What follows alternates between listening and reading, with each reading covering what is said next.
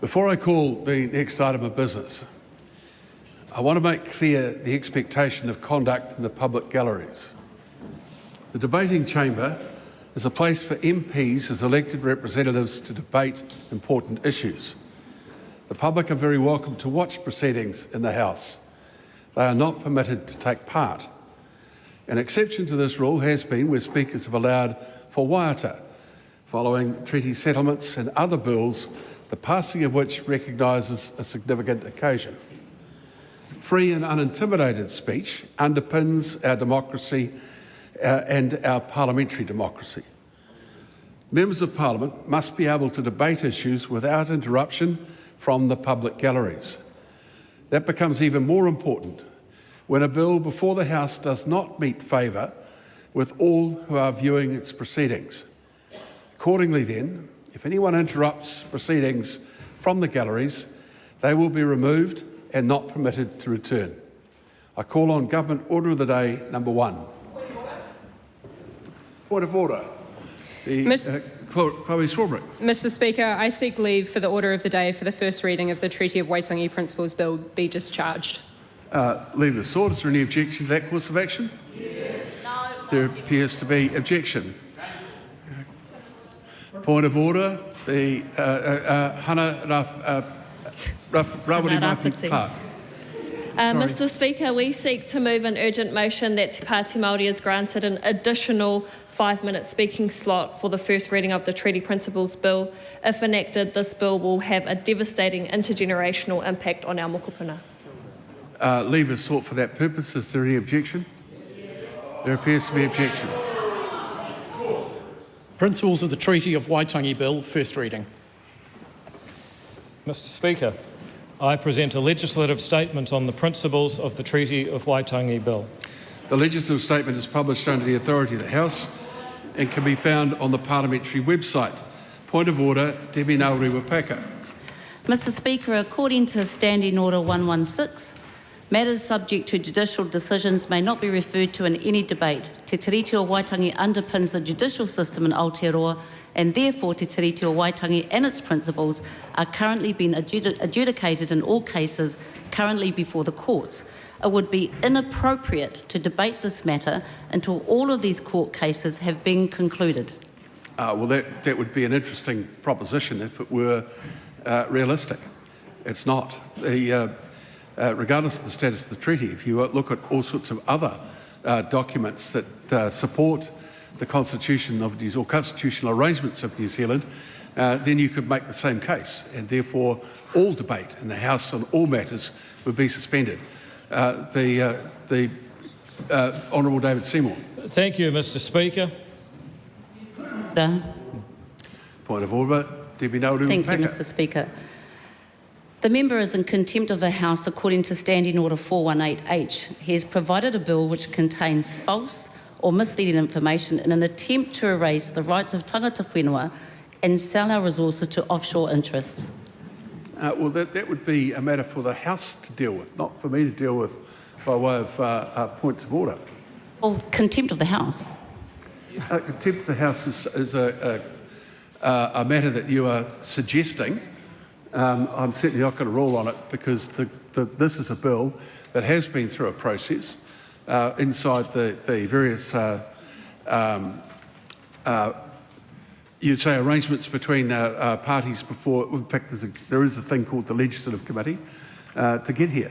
The second thing is I'd make is that if you think there has been a contempt of the House, then you need to write to the Speaker in a timely fashion. The Honourable David Seymour. Thank you, Mr Speaker. I move that the principles of the Treaty of Waitangi Bill be now read a first time. I nominate the Justice Committee to consider the bill.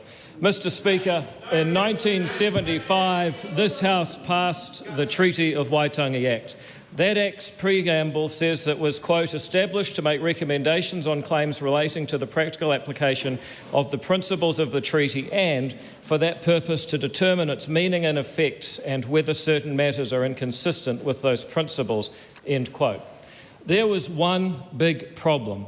Nowhere in the Treaty of Waitangi Act, and at no time since, has this Parliament said what those principles actually are. The democratically elected body of this Parliament has been silent. Nature abhors a vacuum, so Parliament's silence has been filled by various court-finding, tribunal reports and the government departments having a go at defining the principles.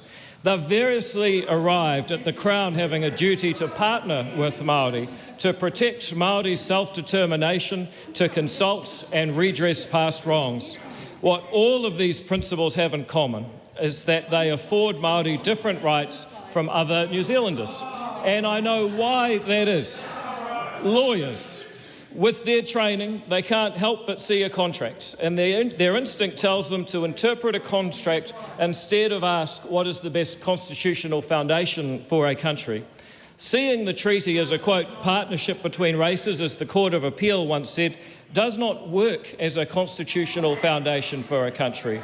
The lawyers will defend their logic to the hilt, but there is one question they cannot answer.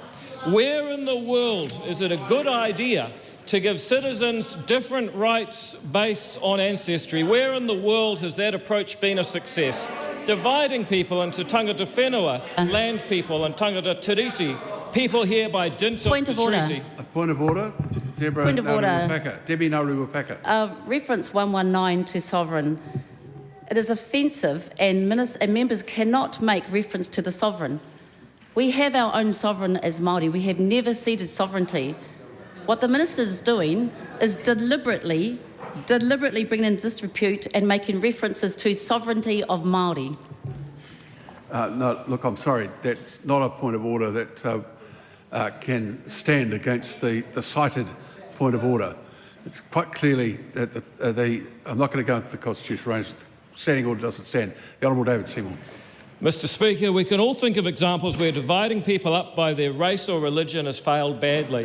It is the time for the body that posed that question in 1975 to say what those principles are. And the purpose of this bill is to break this Parliament's 49 years silence, to define the principles in law so it's crystal clear what the treaty means to modern New Zealanders. Section 6 is the core of the bill. It says the Treaty of Waitangi principles are as follows. Principle 1, the Executive Government of New Zealand has the full power to govern, and the Parliament of New Zealand has the full power to make laws in the best interest of everyone and in accordance with the rule of law and the maintenance of a free and democratic society. Principle 2, the Crown recognises and will respect and protect the rights that hapu and iwi Māori had under the Treaty of Waitangi, Te Tiriti o Waitangi, at the time they signed it. However, if those rights differ from the rights of everyone, subclause 1 applies only if those rights are agreed in the settlement of a historical treaty claim under the Treaty of Waitangi Act 1975. Just a little bit of order. Thank you very much. Principle 3 says that everyone is equal before the law. Everyone is entitled without discrimination. The equal protection and the equal benefit of the law and the equal enjoyment of the same fundamental human rights. These principles are based on the 3 articles of Te Tiriti, the Māori text, or at least Professor Kāwharu's 1987 translation of it.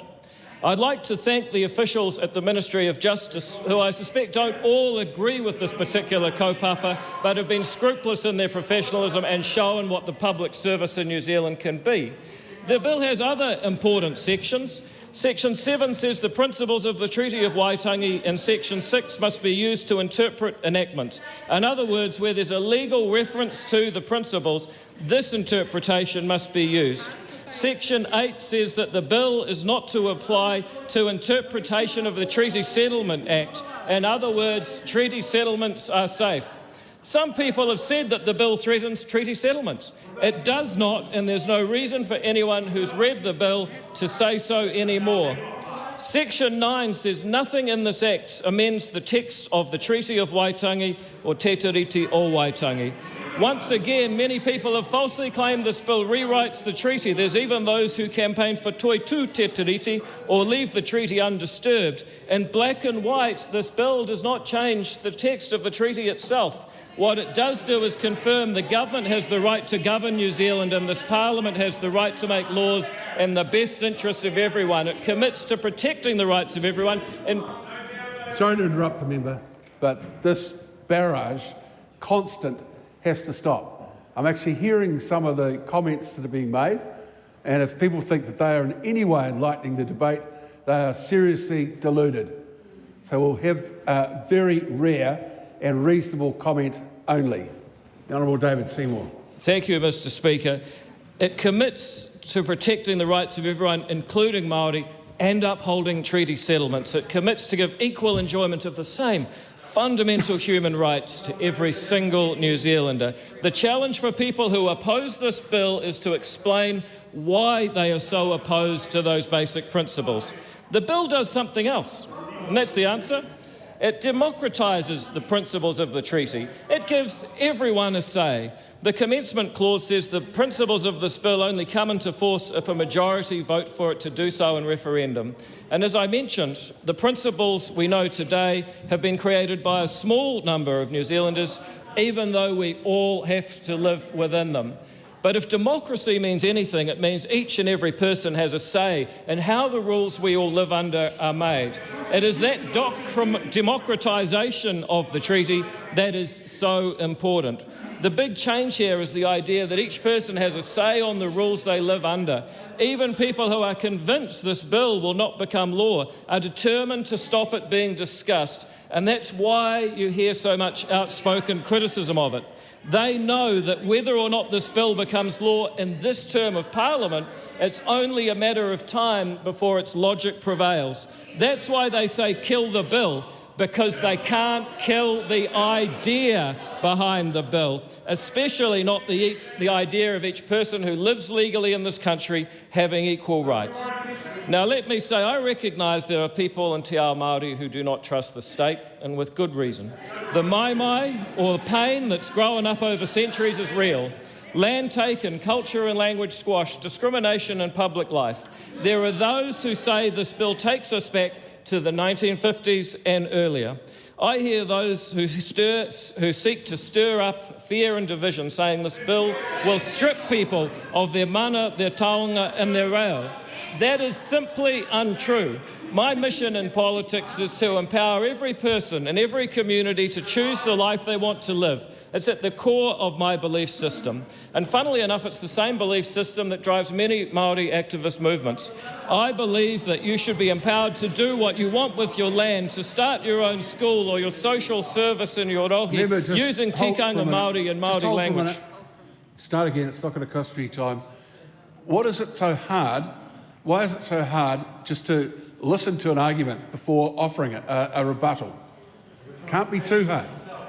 Well, I'm not on my feet, so I'm not taking any action. I don't want to start using members' names here, but some of the calling out is ridiculous.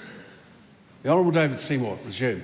Mr. Speaker, in short, I believe in freedom under the law, and I believe that you have those rights because of being a human being, not because you have any particular ancestry. I believe that all New Zealanders deserve tino rangatiratanga, the right to flourish as you would like to live, because all human beings are alike in dignity. And thus the bill does not extinguish any right, it does not take from anyone, it reinforces the rights of the treaty as universal human rights. There are those who say that the treaty is necessary because there's still inequity between Māori and non-Māori, on average. And that is true if you view the world as groups of people and based on ancestry and you average them. But the truth is, each person is more than an average. We are thinking and valuing beings with challenges and choices and hopes and dreams. Many Māori do very well and need little help. Many non-Māori are struggling and in need of greater help. If you want to help people in need, skip the division and just help people in need, is what I say. There are those who may agree with the sentiment of the bill, but believe that there are other priorities. The simple answer is that this government has not been stopped by this bill. In fact, this minister has not been stopped by this bill from making massive progress in health and housing and economic growth and education. You can walk and chew gum at the same time. But more importantly, a system of equal rights is essential for solving the practical problems we face. a separate health administration, seats reserved at the table of public entities, the requirement to consult people on resource management decisions based on ancestry, all of it just makes the task of solving the very real problems we solve all the harder than if we join hands in common humanity against the challenges we seek to overcome. The division that you are seeing was not caused by this bill. It's been built up over decades during which New Zealanders have come to regard themselves as based on ancestry or one side of a partnership instead of New Zealanders. And what's worse, successive governments have encouraged that division. The division is there whether this bill is here to reveal it or not, and we cannot afford to ignore it any longer. In summary, Mr. Speaker, the principles of the Treaty of Waitangi Bill fills a silence this Parliament has left for 5 decades. In so doing, it affirms the basis of our country. It is not division. Treaties are supposed to unite people, not divide them. We are fortunate that our country was founded by a voluntary agreement giving ngā tikanga katoa ritetahi, or equal rights to all. And for affirming and celebrating that wonderful inheritance, I commend this bill to the House. Thank you, Mr. Speaker. Speaker. The Honourable Willie Jackson. Mr. Speaker, shame, shame, shame on you, David Seymour. Shame on you for what you're trying to do to this nation in introducing this Treaty Principles Bill. Ngāti Rehia will be ashamed that one of their sons has come up with a political stunt that looks to divide the nation and the partnership that we've been trying to get right, Mr. Speaker, since the most preeminent jurist in New Zealand history, Lord Cook, made that historic declaration of partnership in 1987. Mr. Speaker, this bill seeks to rewrite the treaty. David Seymour wants to turn over 50 years of our understanding of treaty principles and partnership. The principles are clear, Mr. Speaker. They're clear. They're about partnership. They're about equity. They're about active protection. And they're about redress. Simple. Why does this offend this minister so much? This bill seeks to give Māori rights and Indigenous rights to everyone. And there's no doubt that Mr. Seymour wants to totally change the treaty, Mr. Speaker, as we know it. That's the view of the best legal minds in the country, the King's Council, who have said, abandon this bill. The Waitangi Tribunal, who have said, by engaging with this process, the Crown was sanctioning a process that will take away Indigenous rights. And in fact, there's the view of Crown law, the government's own lawyers. That's right. The government's own lawyers, Mr. Speaker, who said that this bill will undermine Māori rights, but still David Seymour persists with this disgusting piece of legislation. I said some time ago that he was the most dangerous politician in New Zealand, and that has come to pass. Mr. Speaker, I'm a Labour Party member, but I'm also a proud Māori and New Zealander. And I denounce this foul attempt to rewrite the constitutional framework of this nation simply because the Prime Minister is too weak to stop the dangerous extremism of the ACT Party. The party of Doug Graham, the party of Chris Finlayson, Jim Bolger, Jenny Shipley, none of those people would have been played the way the Prime Minister has been played, Mr. Speaker. That is the last time there is to be any outburst from the gallery. And that is the last time we're to hear a personal reflection of that nature in today's speeches. The Honourable Willie Jackson. Sorry, Mr. Speaker. Thank you, Mr. Speaker. Mr. Speaker, the Prime Minister claims this is MMP and his hands are tied. But he chose, Mr. Speaker, to sell Māori down the river and chose to throw all our shared work out just so he could be Prime Minister. Every single National Party member should be ashamed at the cowardice shown by the Prime Minister and this party. By introducing the bill, National Jackson, are letting Māoridom down. Think about what you're saying. Oh, I have very much, Mr. Speaker, but thank you for that. I know, but not very clearly, obviously. Oh, well, that's your view, Mr. Speaker, thank you for that. Sorry to interrupt you, but don't go down that track. Okay. By introducing the bill, though, sir, National allowing David Seymour to launch a 6-month hate tour. That's right. He's using that 6-month hate tour to launch a citizen-initiated referendum to fight the National Party in 1996. The Minister's Vanity Treaty Principles Bill will cost us $4 million, Mr Speaker. $4 million at a time when we've got a cost of living going through the roof. I'm telling Mr Seymour, Mr Speaker, and some of the National Party members that who are enabling this, that Māoridom will never accept our redefining of the relationship with the Crown. Not today, not tomorrow, not ever. We will march and hikoi for our rights. Mo ake, ake, ake. Mr Speaker, this Minister has purposely allowed misinformation to replace the true nature of the relationship from the Māori chiefs and Crown and sold that criticism as equality. He is not standing up for democracy. He is using and abusing democracy against my people, against your people. How dare you, David Seymour? Mr Speaker, yesterday I was on a hikoi. I was so proud to be on that hikoi with our political colleagues, Māori Party, Green Party, wonderful.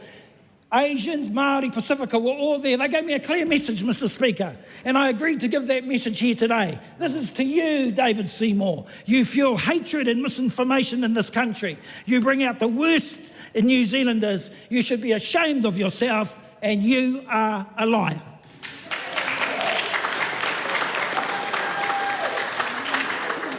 Point of order, Mr Speaker. It's all right. I'm about to rule. Okay. Withdraw and apologise for that last statement. No, I can't do that. Willie Jackson, I'm asking you to withdraw and apologise for your last statement. And Willie Jackson, are you not going to withdraw for saying something so blatantly unparliamentary as that?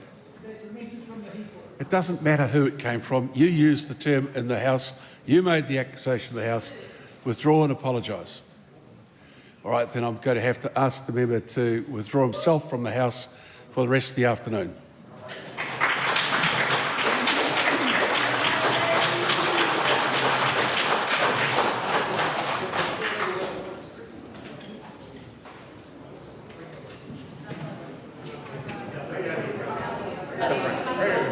Yeah, whichever. You got it. Thank you, Willie.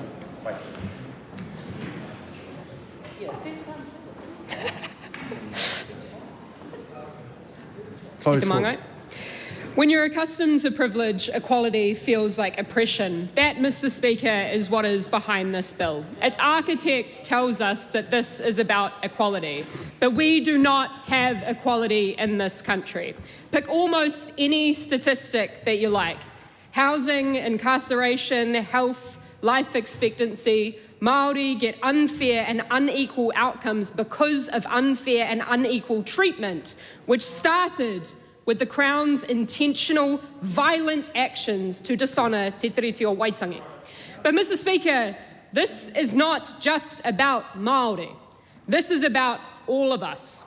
Te Tiriti is why and how each of us are on this whenua. It tells us so much about who we are, how we got here, and where we go if we treat each other and our planet well, if we are good treaty partners.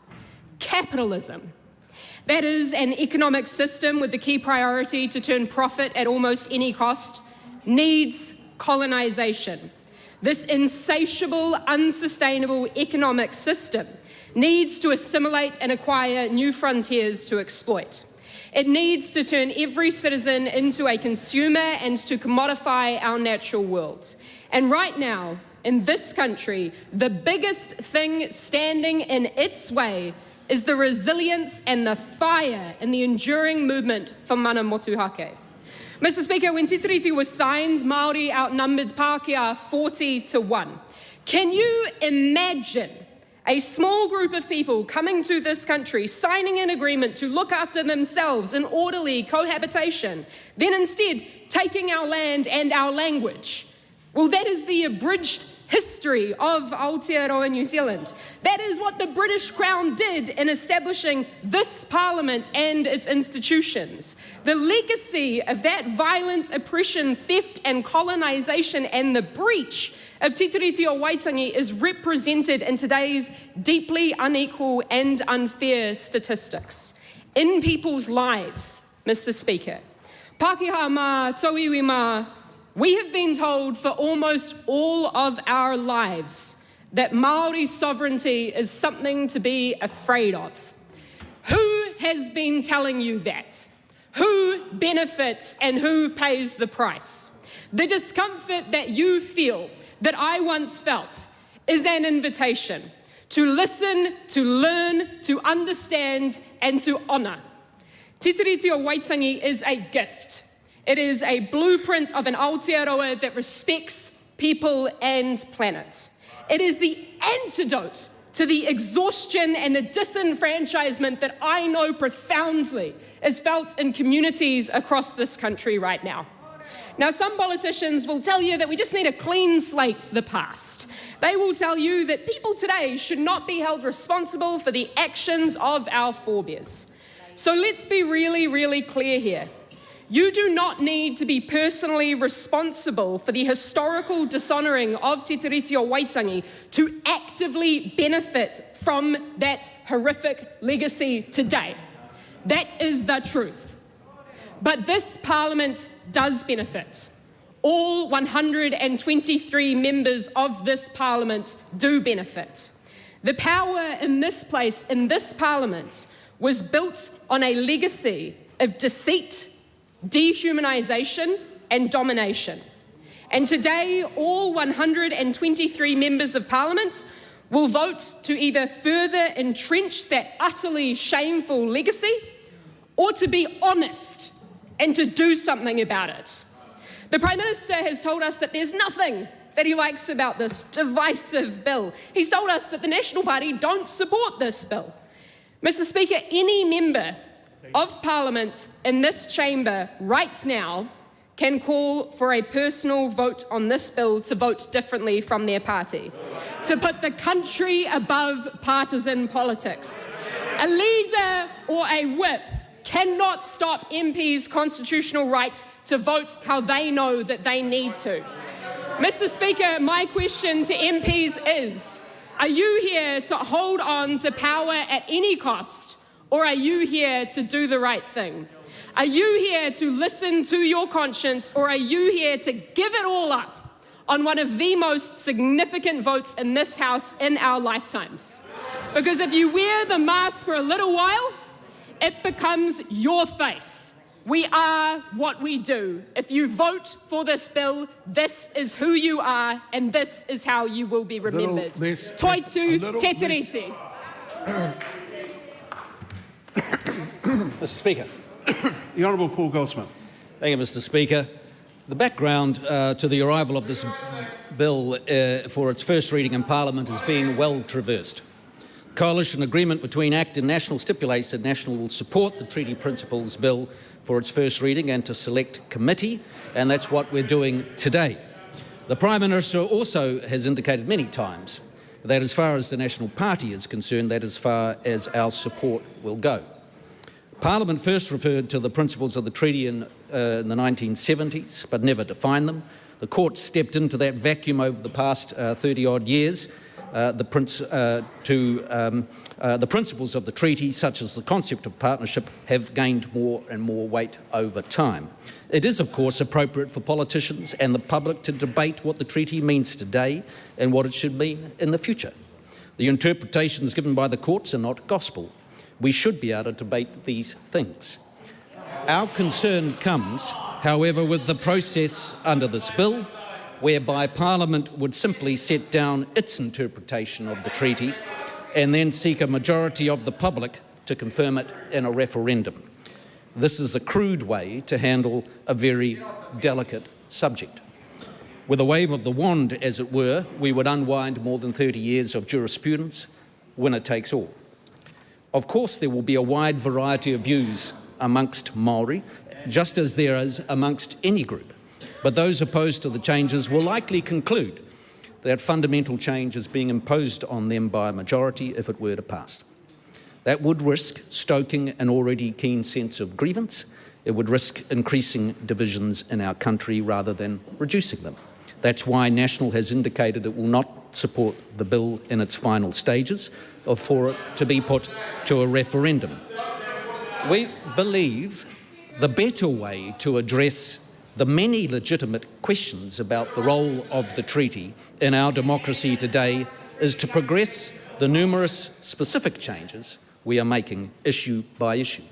The guiding principle is that in our efforts to honour Treaty of Waitangi commitments and the treaty settlement, we should never lose sight of the basic expectations of people living in a modern democratic society. Yeah, order. Enough of that constant across the House comment that adds nothing to the debate. The member no not shocked at that. It's, if I was to write it down and present it to him, he'd be horrified. The Honourable Paul Goldsmith. The guiding principle is that in our efforts to honour Treaty of Waitangi commitments and treaty settlements, we should never lose sight of the basic expectations of people living in a modern democratic society, such as equal voting rights, equality before the law, and broadly speaking, an equal say in matters affecting their lives and the world around them. There is a tension between those two things, between honouring commitments to Maori flowing from the treaty and the basic expectations of equality in a modern democracy. This is a tension that can't just be glossed over or ignored. Our proposition is that as a nation we should be serious in our commitment to the first, but in doing so should be careful never to lose sight of or drift too far from the second. To be absolutist in the sense of demanding perfect equal treatment on absolutely everything would be to overlook the complications of history and commitments made. All democracies have kinks in them flowing from historical compromises. Think of the UK House of Lords, or the fact that voters in the US Senate elections in Wyoming have a much greater say than voters in California. At the same time, to drift too far from basic equality would be an invitation to disaster. So this is not a topic that lends itself to a neat, tidy, single solution. It has to be worked through issue by issue, which is what we are doing. That's why we have reasserted the principle that healthcare should be delivered on the basis of need alone. That's why we're pushing back against the previous government's move against equal voting rights in local government. That's why we're unwinding co-governance arrangements in core public services and a separate Maori health authority. That's why we've taken the unusual step of overturning the reasoning behind a Court of Appeal ruling in the Marine and Coastal Area Act to restore a high test before the customary marine title is awarded on parts of our coastline. That's why we're embarking on the mammoth task of reviewing the treaty references in existing legislation to ensure they're clear about what Parliament does and doesn't mean. At the same time, we're committed to continuing and completing the treaty settlement process began in the 1990s. It's been a bipartisan effort over decades and involved thousands of Maori up and down the country studying history, negotiating, forming new structures and managing settlements. The settlements have never been an exercise in attaining perfection, but it is the best effort across many generations, and we're proud of those efforts. The government will never lose sight of the reality that the things that most Maori want are the same as what most other New Zealanders want: a strong economy that can deliver jobs and incomes and sustain good standing of living, decent housing, to feel safe in their community and for their kids to access great education that set them up to succeed. The reality is that in each of those areas, Maori... Point of order, Mr. Speaker. No, your time's up. So. Yeah, well, I was interrupted half a dozen times by the barracking and intimidation on the other side. Sit down. Eh? Sit down. Can I keep going? Time's up. Oh, my time's up. All the right. Honourable Casey Costello. Te waipaunama I ka amaui na iwi katoa tēnā koutou katoa. Ko te kāinga manaki he mahana, ko te kāinga whānau he aroha, ko te kāinga wairoa he pumua. Okay, right, sorry. I've asked repeatedly for people to restrain themselves a little bit. Of course, emotions run high in a debate like this, but outbursts of the type we're getting don't change that. So please, just respect a bit of decorum in the House. The Honourable Casey Costello. As this Ngāpuhi proverb says, the warm home is safe, the family home is love, the home with spirit endures. I stand here today, Mr. Speaker, in this House of Parliament, our democracy, a home where, as it's evident today, our spirit endures. Today, I do not speak only about principles, legal contrivances, ideological posture, rather to reflect on the deeper roots beyond politics. The very elements my ancestor Tamati Wakanini highlighted when he signed the treaty in 1840. As it was recorded when signing the treaty, the chiefs were greeted, "He iwi tahi tātou, together we are a people, a nation," and we did form a nation, and our people, although not always getting it right, did come together. We are not a people who should fear debate, ideas, or difference of opinion. Democracy is weakened by a censorious approach. Democracy is chilled if the highest court in the land is stifled. Difference of opinion are expected, and today in the esteemed debating chamber, we have the chance to demonstrate that we are not censorious and we will not be stifled. There is nothing to fear through challenging ideas and presenting different positions. That is what brings us to the House today, the ability to bring ideas, challenge those ideas and perhaps be enriched by those different perspectives and maybe come to a better position because of what we have learned.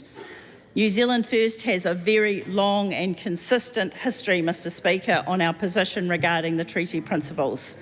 As a party, we have brought legislation to this House in order to deliver clarity and certainty to this nation regarding the treaty and its influence on who we are. We have and continue to reject that there are principles. New Zealand First brought legislation in 2005, the principles of the Treaty of Waitangi deletion bill, which was voted down. Following the 2005 election, a confidence and supply agreement between the Labour Party and New Zealand First stated, "Support New Zealand First bill relating to treaty principles going to Select Committee for consideration." This allowed us to bring this bill back to this House. Therefore, it seems not unprecedented to allow contentious legislation in the agreements to form a government to come to this House. And we are a healthy enough democracy to survive contentious debate. We do not stand alone on this view that there are no treaty principles. Our leader, the Right Honourable Winston Peters, has referred often to the great Māori leaders who forged the path for a better New Zealand. Sir Aparana Ngata, Sir Peter Buck, Sir Maui Pomari, Sir James Carroll. They all shared the position that there were no principles to the treaty, and that will remain New Zealand First's position. Is it under the shared knowledge and understanding of our history that New Zealand First has remained committed to the purpose of the treaty? As Dame Whena Cooper said, we signed the treaty to become one people. But that does not mean that we turn away from our obligation to our democracy. As my esteemed colleague, the Honourable Shane Jones, elucidated to the House yesterday, this precious place in which we stand is a place where ideas must be respected. Parliamentarians are entitled to put ideas forward for debate. The issues on which a party campaigned and through that campaign received a mandate to enter this House must be respected, and the process of our democracy must be afforded the opportunity to be heard. We need in this House to be guardians of the rights that this chamber represents. Free and open exchange of ideas is not something to be feared. It is a legacy that was hard fought by many who have gone before. Agreement and consensus of opinion accompanied by a reluctance to put forward different thinking would stifle the development of ideas to broaden our minds and innovate our solutions. So this bill is brought to the House for consideration, and I cannot help but be reminded of the words of Voltaire, to paraphrase, "I may not agree with what you say, but I will defend your right to say it."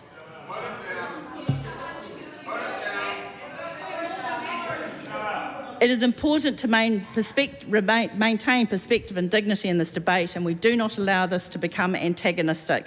New Zealand First will, as we've committed to, support this bill to the first reading. It is our commitment to this government and to this democracy. Thank you, Mr. Speaker.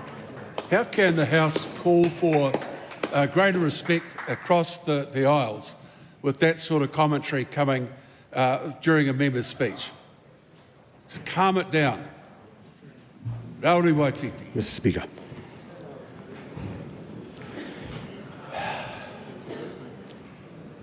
As I take to my feet, and as my people have taken to theirs, I stand here on behalf of my babies in the gallery and all of our mokopuna. Ko aku whakaaro kei te ika huirua o te wā. As I stood at the edge of te rerenga wairua at the beginning of our hikoi,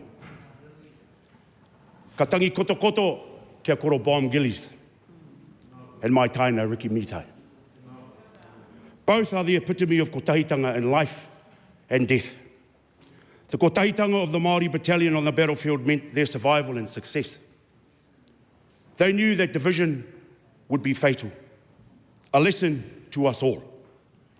Ricky Lee, in the short life, has embodied the voice of kotahitanga from the lens of kohanga reo generation. And in death, he has brought together all generations and all iwi as they mourn what should have been a future leader they had nurtured and moulded. They are the cost of kotahitanga, and they are the mana and tapu of our toitu te tiriti hikoi. The Treaty of Waitangi is superior to any person and any law ever created in this House. It is the constitutional document by this House, and democracy is established here in Aotearoa. This Parliament means nothing in Aotearoa without the Treaty of Waitangi. The only reason this Parliament exists in Aotearoa is because our tipuna consented to it. The only people who can make changes in an agreement are the parties who signed it. The King of England, me ngā rangatira o ngā hapu o Aotearoa. Now tell me, David Seymour, which one of those are you? ACT are seen to be pulling the strings and running the country like the KKK with a swipe card to the beehive. And Luxon doesn't even care. There's a ghost in his chair. Everybody, every single one of the members sitting on that side of the House have enabled this bill to be introduced to the House. You are complicit in the harm and the division that this presents, and are complicit in the euthanizing of the Treaty of Waitangi. You have no right to touch something you have no mana over. The Treaty of Waitangi sits above you. You have no right to make VIP decisions from the cheap seats. How dare you threaten our mokopuna? The treaty was an arrangement to unify. This bill serves to divide. Te iwi Māori don't expect this House to liberate us. We must be our own liberation. We've been talking about Pākehā honouring Te Treaty of Waitangi, expecting solutions to come from the very House that attacks us every single day. So the real question we now need to ask ourselves at Te iwi Māori is, when will we honour Te Treaty of Waitangi? Article 1 gave consent to Pākehā to govern over themselves. They've assumed governance over us. When will we begin to assume governance ourselves? Te Pati Maori is the only party committed to establishing our own whare rangatira. E aho. E aho. Our role as the Pati Maori is not to be a part of this system, but to create our own. What is the pathway forward for us at Te iwi? Tino rangatiratanga and self-governance is the ultimate goal. But there are steps we must take to get there. First, we need to do what we need to do to get rid of this government. This must be a one-term government. How do we do that? E te iwi Māori. We must all register on the Māori roll. E oho. Everybody must register on the Māori roll if you're Māori, if you're Māori whakapapa. That is the goal. In order to make this a one-term government, we need more Māori voices in this House. We need more Māori independent seats in this House. That is how we do it. Everybody on the Māori roll, if you're a Māori, get on the Māori roll. Talk to your pakeke. Ko rātou ngā mea kai te raru. The rangatahi are migrating. They are registering on the Māori roll. That must be our goal. E taku iwi Māori, 35,000 people marched yesterday across that bridge. And they will arrive here in Parliament. And one message to you, David, is see you next Tuesday. Kia ora tata.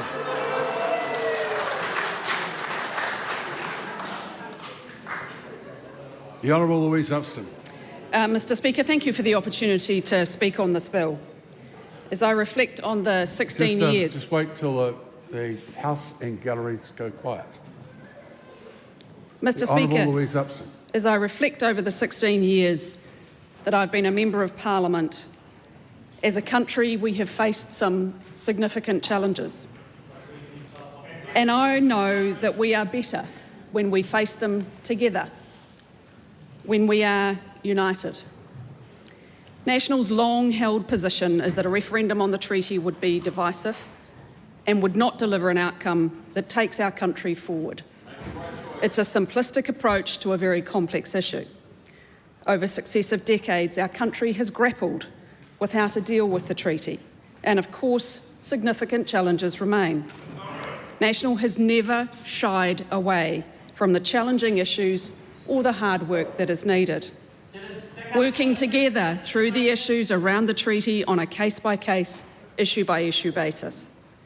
I'm proud to be part of National's broad church approach to dealing with tough issues and our track record of doing just that.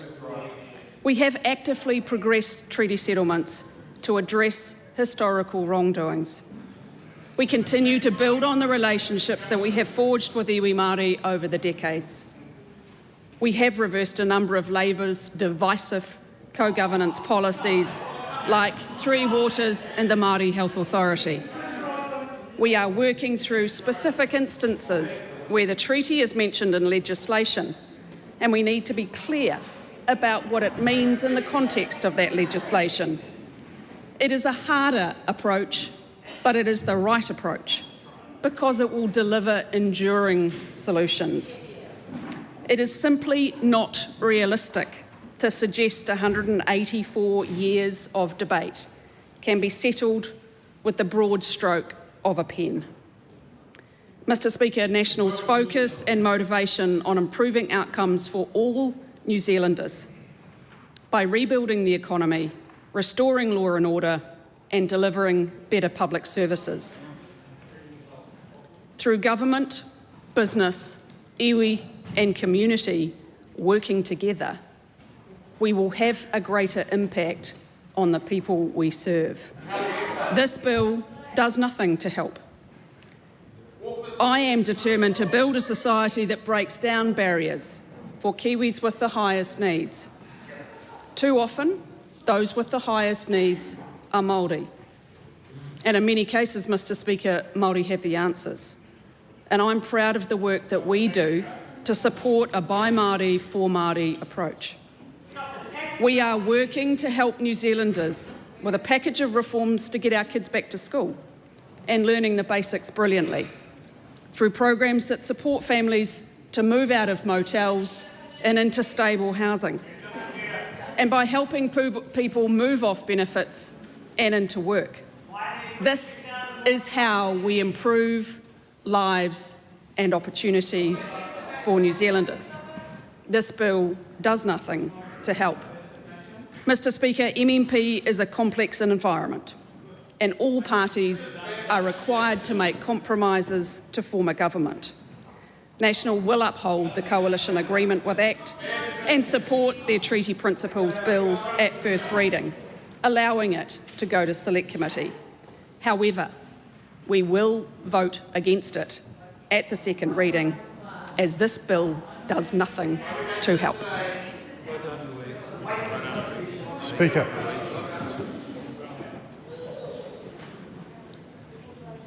The Honourable Dr Duncan Webb. Kia ora, te mana whakawā. This bill is a shameful return to some of the most offensive legislation this House has passed.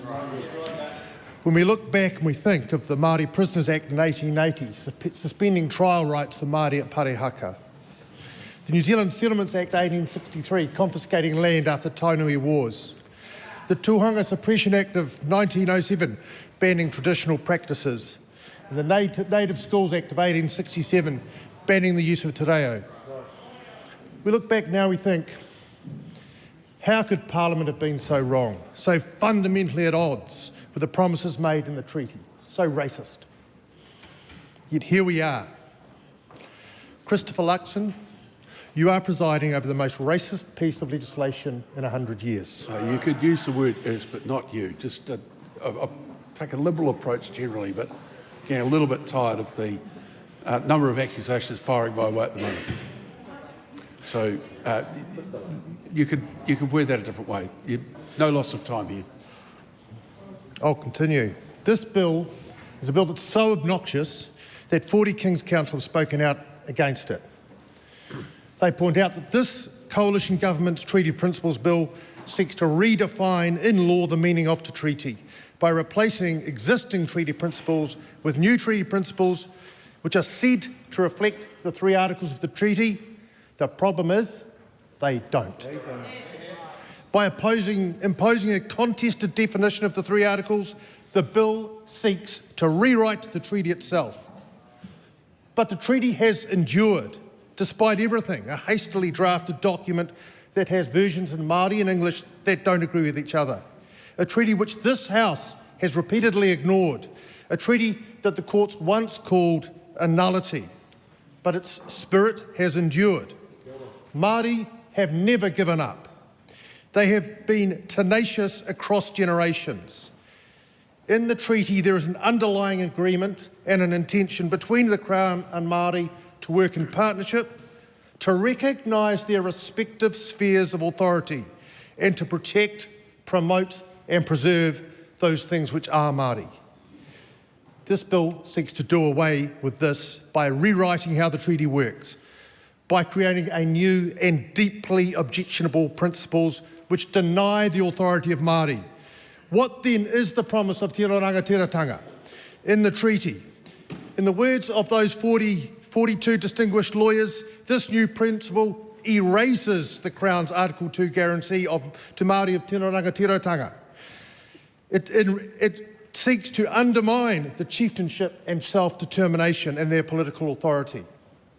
This is a damaging piece of legislation. This government, Christopher Luxon, is taking a wrecking ball to the work that has been done by successive governments over the past 50 years since the Waitangi Tribunal was established. This bill would amount to the dictatorship of the majority. This Parliament can and has passed racist laws in the past, and Māori are still paying the price, and we all are still paying the price. So we've come a long way since those laws were passed, or so we thought. We've recognised that this House does not have an unfettered mandate to violate the rights of others. But this bill demonstrates that some people still think that because Parliament is sovereign, because the power exists, there's a mandate to expropriate, rewrite and revisit. They think their power is unfettered, unbridled and unconstrained. But it's not. As those 42 King's Council said, even if Parliament can legislate like this, it should not, because it's not for the government of the day to retrospectively and unilaterally reinterpret constitutional treaties. That would offend the basic principles which underpin New Zealand's representative democracy. There are big constitutional questions that deserve debate, and the treaty is one of them, a contentious one. But it should be given a debate which is careful and conducted in good faith. This government has approached this debate in a way that's disrespectful at best and hateful at worst. Will a later Parliament look back at the conduct of Christopher Luxon presiding over this bill and put it alongside those parliaments which drove a wedge in our society, caused generations of harm? I think so. And now we go to a futile select committee process, one where they've said they're not going to vote for it, we're not going to vote for it. It's wasteful, it's divisive. That government should be ashamed. Vote against it. Mr. Speaker. The Honourable Scott Simpson. Thank you, Mr Speaker, for the opportunity to participate in this debate, and in doing so I want to echo the words of my National Party colleagues who have already spoken. It's National's long-held position, Mr Speaker, that the referendum or a referendum on the treaty would be divisive. We therefore do not support this bill becoming law. We believe this bill is a simplistic approach to what is a very complex issue and will not deliver the equality of opportunity that National believes all New Zealanders deserve. Mr Speaker, over successive decades, New Zealand has grappled with how to deal with the treaty. And it's not realistic to suggest that almost 200 years of debate over what is an incredibly complex and challenging issue would be resolved by the passing of a single piece of legislation. It is too blunt and simplistic and risks stoking grievance and driving division. National, therefore, Mr Speaker, takes the more difficult but more practical and enduring approach to dealing with treaty and race issues. And that is to work together on these issues, case by case. Mr Speaker, successive national governments have worked well with Maori on treaty issues, and we have a proud track record of progressing treaty settlements to address historic wrongdoings. We know we won't always agree with each other on the best way forward. And that is to be expected, Mr Speaker, give it a rest, on an issue as complex as this. For instance, Mr Speaker, National does not believe in co-governance of public services. And we don't agree that having a separate Maori health bureaucracy or a co-governance of local water assets is the way to achieve equality of opportunity. Just as we do not believe that this bill will help us to achieve the equality of opportunity all New Zealanders deserve.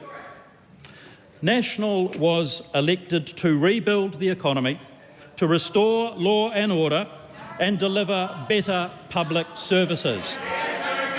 This bill does none of those things.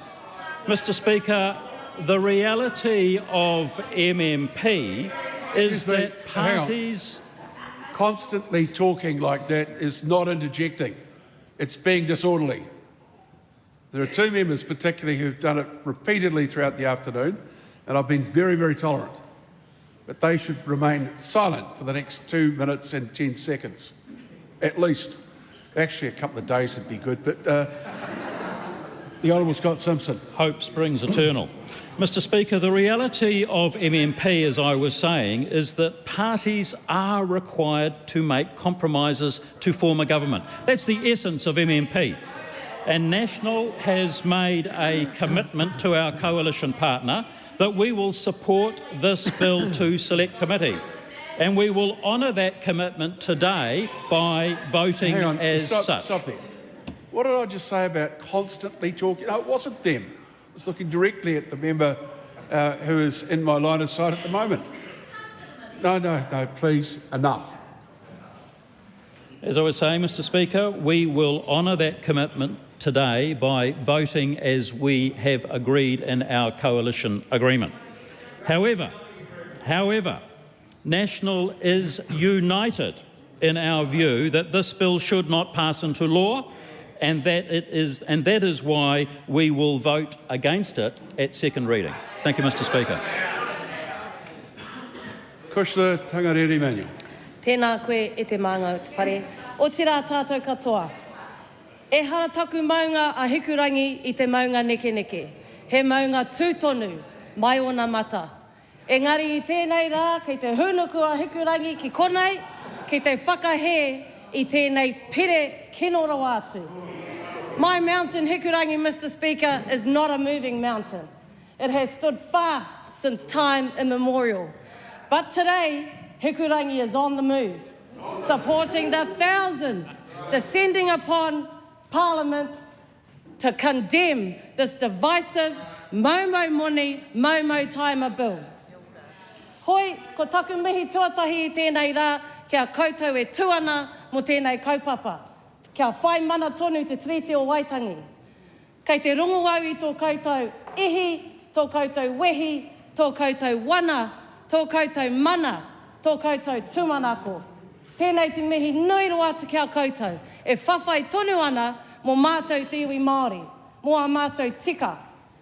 Ko te inoi, kia kaha tonu koutou, mā te atua koutou e manaaki, e tiaki, kia tai ora koutou ki konei a tērā wiki.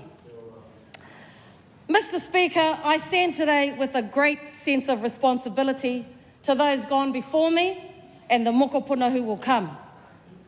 I feel them here with me as I stand to condemn this backward-looking, resource-wasting, divisive bill, the Treaty of Waitangi Principles Bill.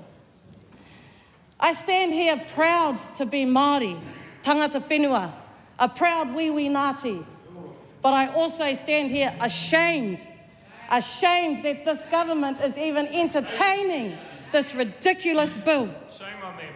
What are we grappling with? It's simple. Honour the treaty, no grapple involved. The people of Ngarewa-Packer brought me to this house with hope. Hope that we might actually address the real issues whānau are facing. Issues like housing, employment, education, economic development. Instead, on a daily basis, they are faced with what they describe as incessant attacks on Māori. The removal of Section 7AA from the Oranga Tamariki Act. Te aka whai ora. But this bill, Mr. Speaker, this takes the cake.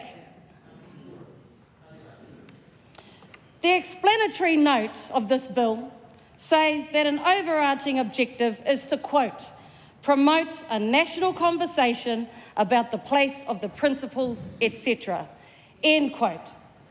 Māori have held national conversations about all aspects of Te Tiriti since the 5th of February 1840 at Taurangatira. It's been debated on every marae, the length and breadth of Aotearoa since. Why should this government's belated arrival to the scene usurp all the conversations that have gone on before? Honour Te Tiriti before altering the spirit, intent and outcomes Tipuna signed up to. Yesterday, we stood in unison to honour Tā Bomb Gillies, who said, quote, we returned from war to the continued subjugation of Māori, since the treaty to this day. Honestly, e heka mā, what is the price of citizenship? Since signing what was effectively our very first social cohesion document, Māori have held up our side of the bargain. Māori have fought for this country. Māori have died for this country. Let Māori live in this country with tino rangatiratanga, as we afforded our treaty partners. I want to be clear, Mr. Speaker, this bill is not a threat to tino rangatiratanga. Ko tōku mana no tua whakarere. Ko tō mātou mana no tua whakarere. This bill has already impacted Māori Crown relationships. Iwi have united in their stance against this backward-looking, money-wasting, divisive bill. Hei whakakapi e heka mā, kei te tautoko a wau i ngā kōrero a taku tungane. Māori mā, e tū, me pōti.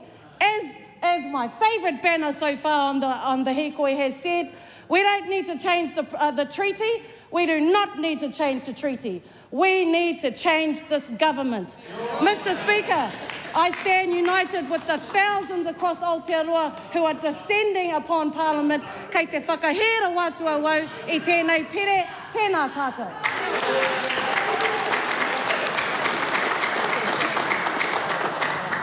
James Meager. Thank you, Mr. Speaker. As has been well covered, National does not support this bill becoming law.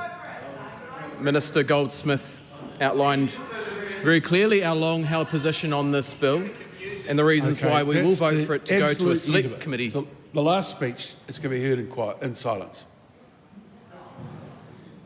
Someone disagree? As I say, Mr Goldsmith did outline very clearly our long-held position on this bill and the reasons why we will vote for it to go to a select committee hearing, but no further. A coalition agreement with ACT stipulates we will, quote, introduce a treaty principles bill based on existing ACT policy and support it to a select committee as soon as practicable. We will honour this commitment and support this bill to select committee. Mr Speaker, we will also honour our pre-election commitment and vote against the bill at second reading. It is important to point out that compromises like this are at the heart of the MMP system New Zealanders voted to introduce before the 1996 election and reaffirmed their support of at the 2011 referendum. I suspect neither the National Party nor the ACT Party have achieved exactly what they want with the outcome of this debate, but that is the reality of forming coalitions under MMP. Yes, Mr Speaker, the treaty is a topic of debate in this country, and it has been for the almost 200 years since its signing. And different people will have different views about what it means.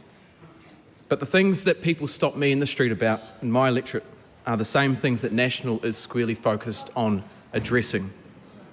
How do they pay the mortgage or the rent? How do they fill the car or the shopping trolley? How do they find work after their freezing works is shut down? How do we make our communities safe? How do they get the healthcare they need when they need it? How do they make sure their kids are equipped with the skills that they need to live better lives than their parents did? That is not to say that this issue is not important to some people. And the select committee process will allow everyone who wants to make a submission and have their say. But to suggest that this bill would put an end to nearly 2 centuries of debate is not practical, nor is it realistic. So while National does not support this bill becoming law, as Chair of the Justice Committee, and out of respect for our parliamentary process and the institutions of this House, it is my job to ensure submissions are heard respectfully and in line with standing orders. And it is my commitment to do just that. So I just simply and respectfully ask that all members do the same as this bill is considered over the coming months. Thank you. The question is that the motion be agreed to. Those in favour will say aye. Aye. Those opposed will say no. No. The ayes have it.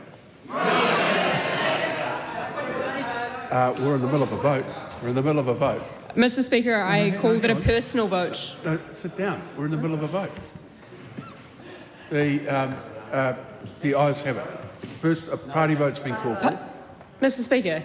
A party vote has been called for. There's a process here. New Zealand National. 49 votes in favour. New Zealand Labour. 34 votes opposed. Green Party of Aotearoa New Zealand. 15 votes opposed. ACT New Zealand. 11 votes in favour. New Zealand First. 8 votes in favour. Te Pati Maori. E ono ngā pōti e whakahe. Hawana! Ha whakamanu whiriti a koe au! Ha kamate, kamate,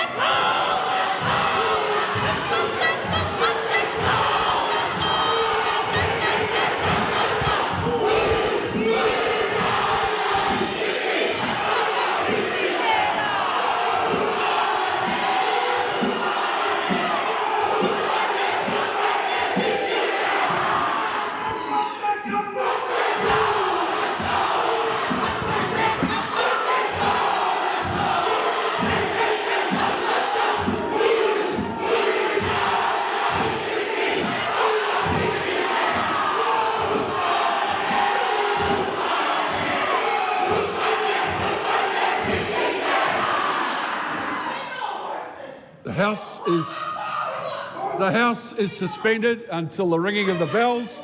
The gallery is to be cleared.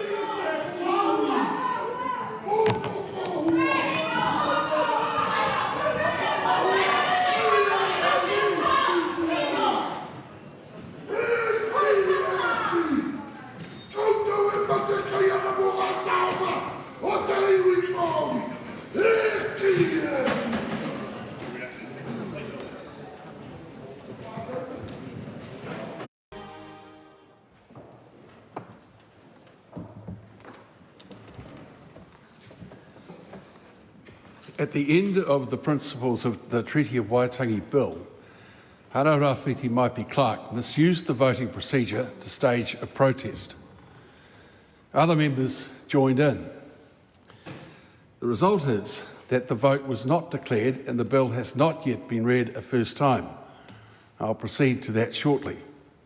Firstly, the matter of misconduct, appallingly disrespectful conduct inside the House.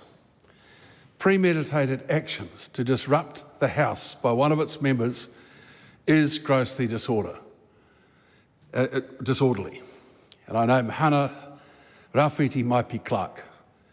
Therefore, the question is that Hana Rawhiti Clark be suspended from the service of the House. The question is that the motion be agreed to. Those for that opinion will say aye. Aye. The contrary, no. Aye. The ayes have it. Aye. Party vote is called for. 49 votes in favour. 34 votes against.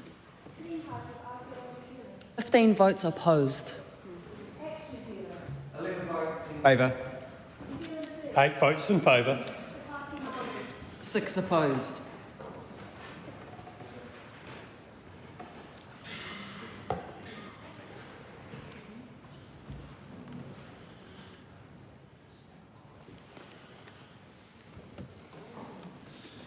The ayes are 68, the noes are 55. The question is agreed. A point of order, remembering that I haven't yet declared a vote. It was on that question, though, Mr. Speaker. Okay. I call that a personal vote be held on that question, which has just been put under Standing Order 142. If you read the standing orders, you can't do that until you know what the vote is. It's quite clear. I'll just make this explanation for anyone who's watching. The limitations on a speaker accepting a motion for a personal vote are in our standing orders. Reason to believe that there is a gap between the vote legitimately cast by party whips and the intentions of members. That needs to be signalled by a member. It cannot be called for by other members. Quite clear. Principles of Treaty of Waitangi Bill. The ayes are 68, the noes are 55. The question is agreed. Point of order.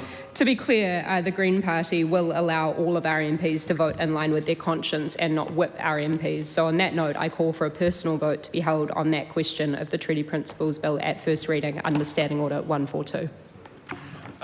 No, I'm not accepting that. The time for the Green Party to notify me or the clerk that there was to be a personal vote by its members would have been before the party vote was cast. That is very clear. It's been clear for nearly, how long? Since 1996. So nothing new in that. Call on government orders for the Principles of the Treaty of Waitangi Bill, first reading. I call on government orders of the day number 2. So sorry. Yeah, okay. Point of order. Speaker. I reflect on your naming of one member for grossly disorderly conduct. I wonder if others who participated in the same action might also be suitable to name for doing the same thing, in particular getting out of their seats and coming up to the desks of members from the opposite side of the House. As you know, that's been the subject of a matter of privilege. I wonder if your guidance is that it should be raised that way, or if perhaps they too should be named. Thank you for your question. I would suggest that if you think there has been a matter of privilege breached, then a letter stating that would be the next course of action. It is, in this case, naming is a very serious thing, and I certainly don't do it lightly or with any degree of personal satisfaction whatsoever. But it is the instigator of the disorder that should receive that very, very high penalty. If you think there is more to be done, then write me a letter. In the meantime, the question is that the principles of the Treaty of Waitangi Bill be considered by the Justice Committee. Those of that opinion will say aye. Aye. The contrary, no. The ayes have it. A party vote called for. New Zealand National. 49 votes in favour. New Zealand Labour. 34 votes opposed. Green Party of Aotearoa New Zealand. 15 votes opposed. ACT New Zealand. 11 votes in favour. New Zealand First. 8 votes in favour. Te Pati Maori. 6 opposed.